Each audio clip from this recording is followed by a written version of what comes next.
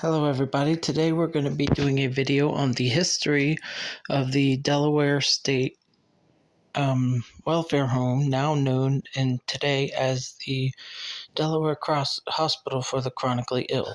So before we get into the history of the institution, we have to explain what the predecessors to these institutions were. So here I have an overview of what is known as today as the Delaware Psychiatric Hospital, and this is the main psychiatric hospital in Delaware. However, in the 1800s and prior, all the way back to the colonial days, the county hospital, because it was run by the Newcastle County before the state took it over in 1889, it also was the grounds of the state almshouse, or rather the county almshouse, Newcastle County almshouse, which was a place where those who couldn't take care of themselves were typically sent. These were the poor and indigent population of Kent County, or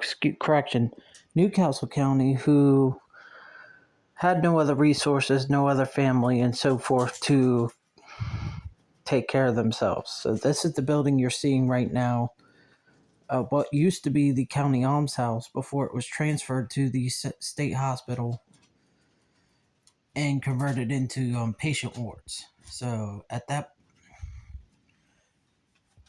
point, which we'll get into a little bit later when we get into the history of the chronically ill hospital, it was another patient ward. Now, one thing about this building is in 1966, there was a general alarm fire that took place on August 16th, and that building burnt down. And if you look off to your left just a little bit, you'll see the other building. Between those two buildings, there were 7 prominent smokestacks, chimneys, for the fireplaces that heated the buildings. And that is why among older Delawareans today, you'll often hear this place referred to as 7 stacks, because of the 7 chimneys that used to be on the old hospital building and the administration. So it's important to remember that the almshouses were run by the county at the time.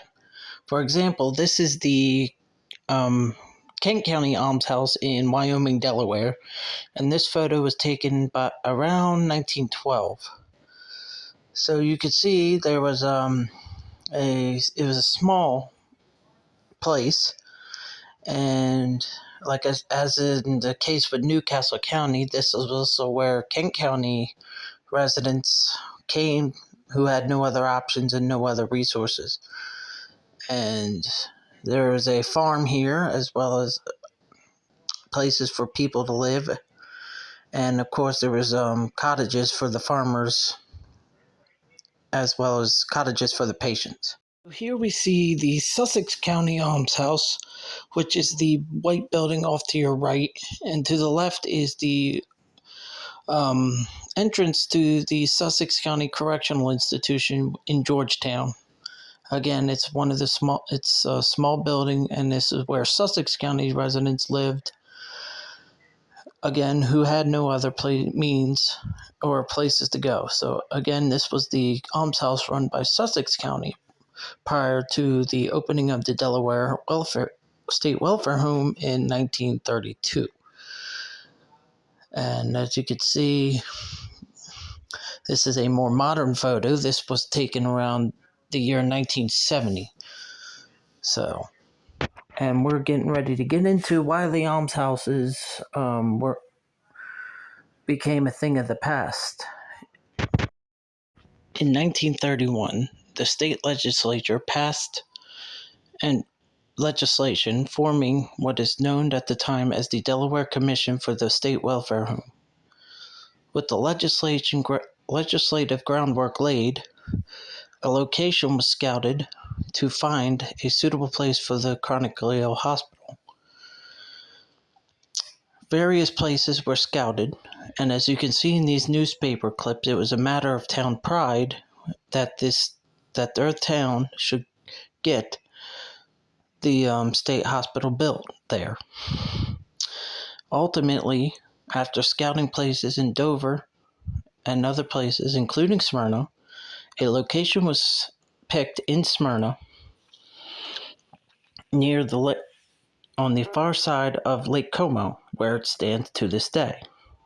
It started construction in late 1931, was built all the way through 1932, and was opened on late 1932, and then dedicated on October 11, 1933. The two gentlemen you see here on the left is Governor Buck of Delaware, and Dr. A.V. Gilliland, who was the first superintendent of the new welfare home.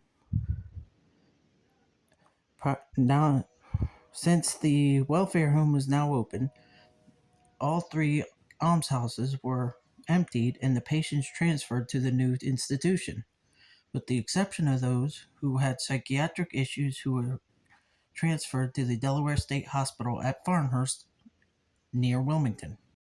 So, over the years, there have been expansions to the Delaware State Chronically Ill Hospital.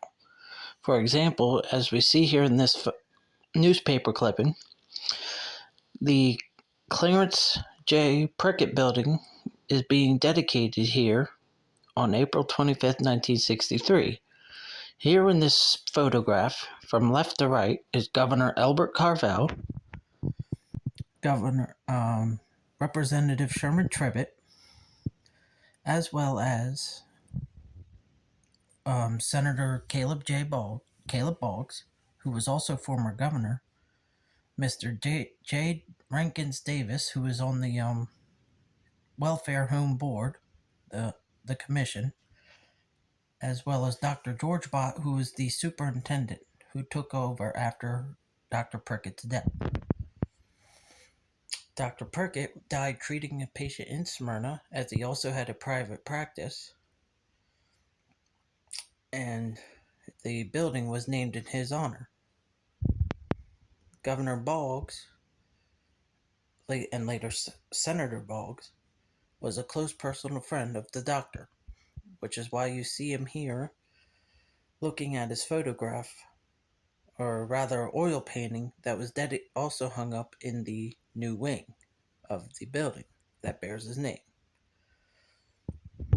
Today, the institution is a long-term nursing care facility with a capacity for 205 beds, serving Delaware residents through all three counties.